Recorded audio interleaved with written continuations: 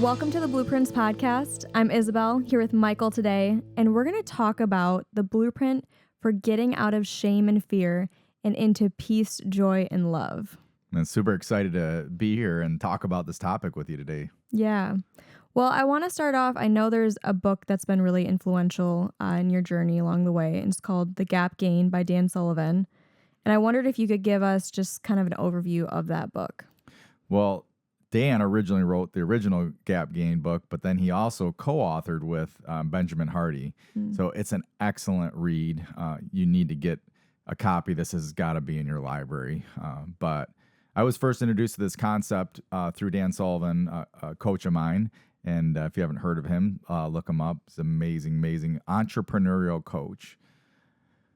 But I would say most entrepreneurs and all people battle with this idea of struggling and living down in these mindsets and comparisons. And the Gap Gain just totally obliterates your mind. When you go through this process and you start using this tool, it's just an amazing tool. Yeah, and I think the key that you said there is the comparisons key. I mean, that is where a lot of fear, shame, those lower level emotions and energy states really come in, right? Is when we start to compare. Yep. So for me, when I first came across this concept, there's a little exercise, a worksheet that Dan ran us through. And it really starts with thinking back to when you started something. So it doesn't matter what it is, but in this case, it was it was custom built.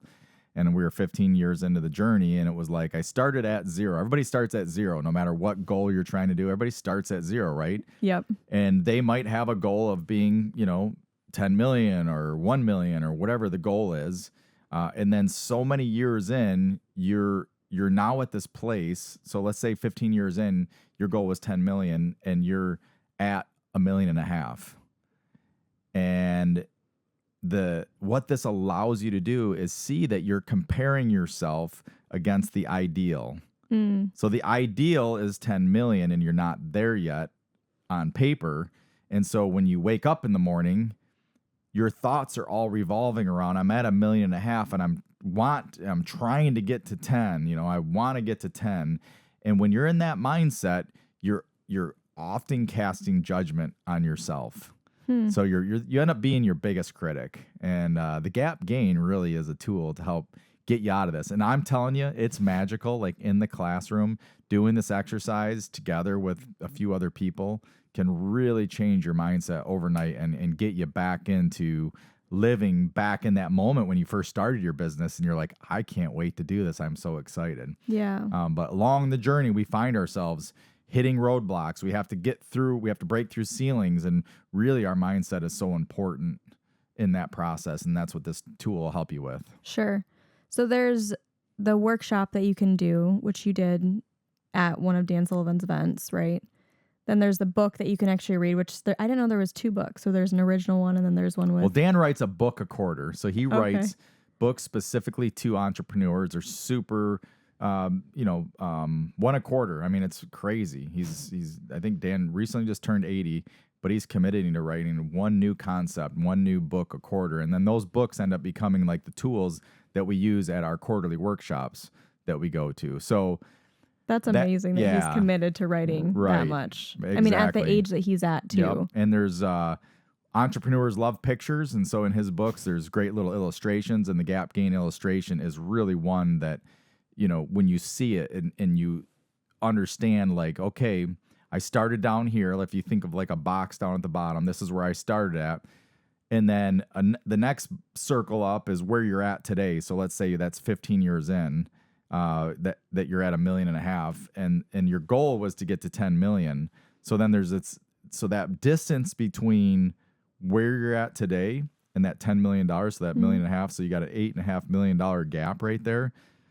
If you are sitting at 1.5 million and that's what you're looking at, that leads to shame and fear and disappointment and anxiety, worry. Yeah. Working crazy hours, not taking care of yourself, being, a lot of unhealthy entrepreneurs, you're trying to force everything, in your business. And so basically doing a little switch, it's still the same thing. You still have the goal, Hmm. but instead of comparing yourself to that 10 million, what you do is so here's where I'm at today. I'm at 1.5 million, and you look back to where you started. So it's a little twist. And so you look back at where you started and you start counting, you get into gratitude. You're like, man, like I've made it this far. And then you think back, oh, I made it through the Great Recession, the 2008, if you were in business then, that we were.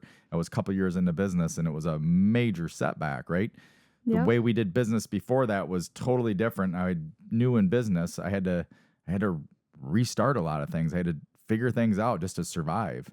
And so, man, we made it through that. So then you start looking back and you say, to get to this place where we're at today, I've overcome a lot. And you start getting back into gratitude, and you really start increasing your happiness in the moment. Mm. And simultaneously, you're not getting rid of that goal. It's still there. You're actually begin to live in that goal today versus trying to get there. Yeah, and just shooting and going in overdrive. I mean, I know for me, this has been a really big mindset shift too. I tend to be, perfectionist, and I set my goals and my visions and my targets, and it's like I can quickly get into a space of, fear or like lack for not hitting those. Mm-hmm. And so it's such a powerful tool, like you said, to look back at where you've come. And then for me, what's been even more powerful is to really start to list those specific things that I've gained along the journey, right? The experiences that I've gone through, the new tools that I've learned. Yeah. And I'm sure that's probably similar to what's done in the workshop a little bit.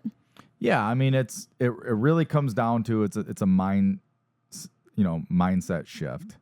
And what's Thomas Jefferson's one of his famous quotes? Life, liberty, and the pursuit of happiness. Yeah. So they talk about this in the Gap Gain book, and it's a really interesting perspective, because what Thomas Jefferson was talking about had truth to it, but the pursuit of something is never ending, so you'll never have it.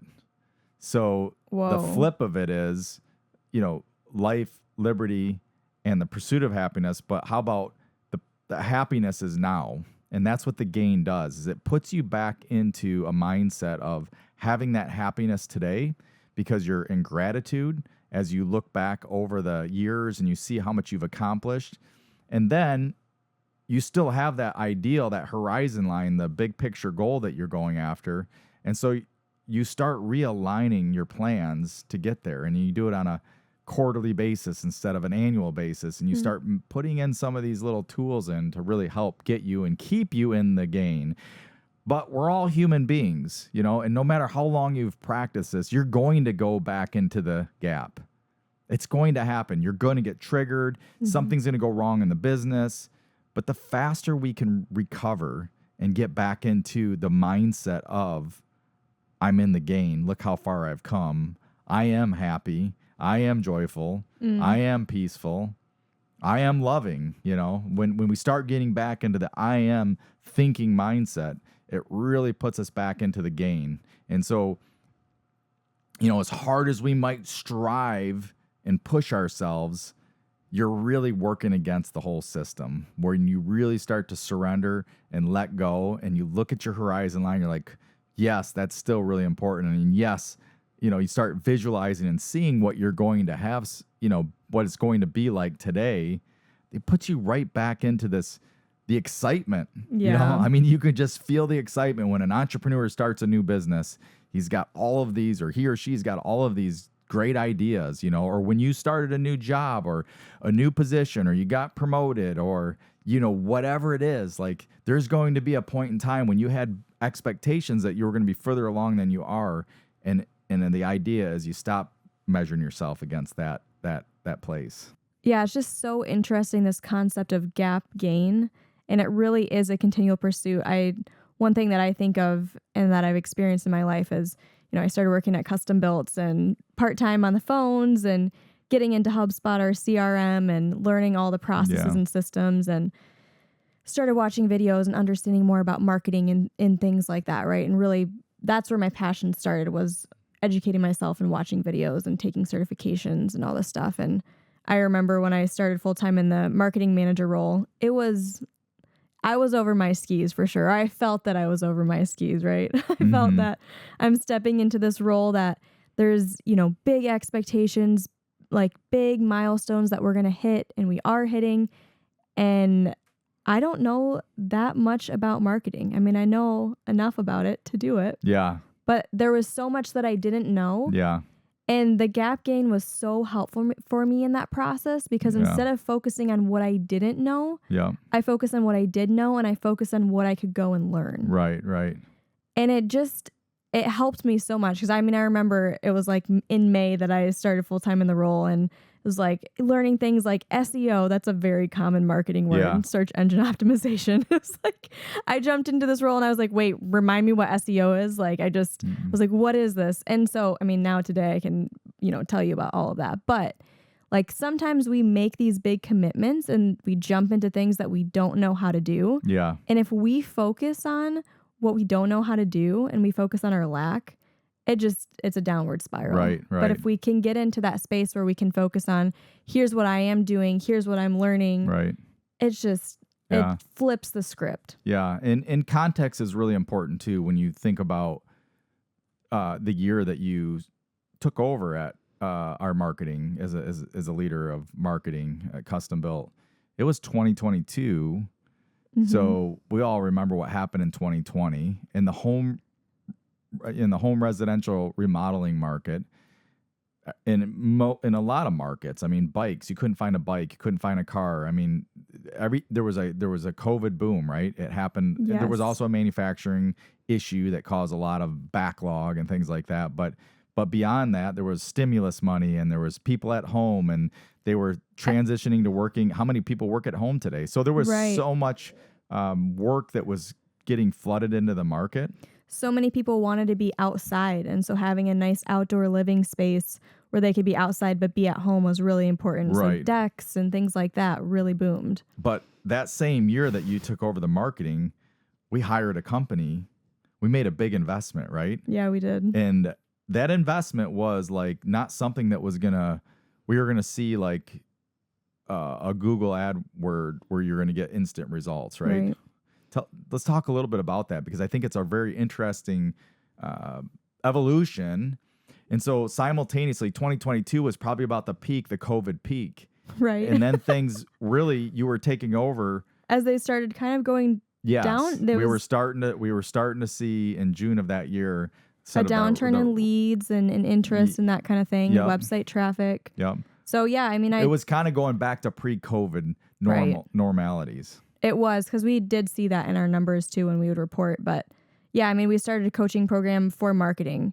And so honestly, for me, and this is something I've learned is like, there's many different ways to be educated. There's the traditional route, go to college, get educated, right?